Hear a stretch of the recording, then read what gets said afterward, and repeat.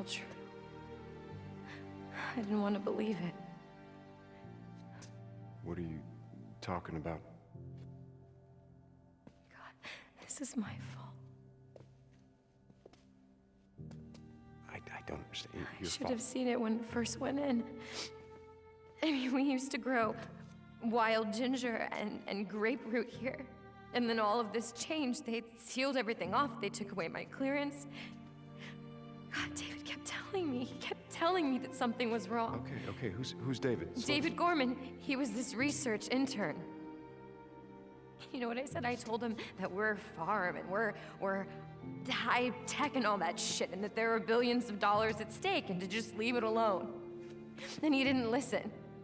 He hacked the system, he got behind the firewall, he told me that this was some sort of classified project or something, I don't know. Classified project, just slow down and... He wanted to be the next Edward Snowden. You see, he wanted to blow the lid off of this entire thing. David Gorman exposes the evil empire and saves the world and all that shit, and I didn't listen to him, Deacon. I told him that he was being paranoid. And he must have broken in here and then gotten some sample of whatever the hell they were cooking in here. Whoa, I don't understand. What do you mean? I pieced it together myself a little while later. The night that I was stabbed, I went to the Cloverdale office in Farewell, and I went to go try and find David, but he was already gone. He'd been gone for 2 weeks.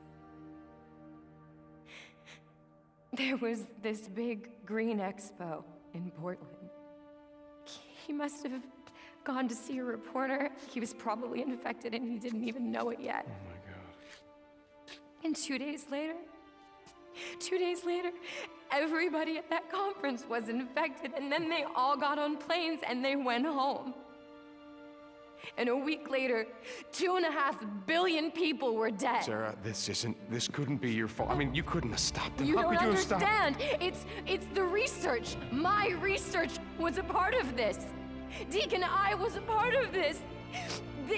They used me.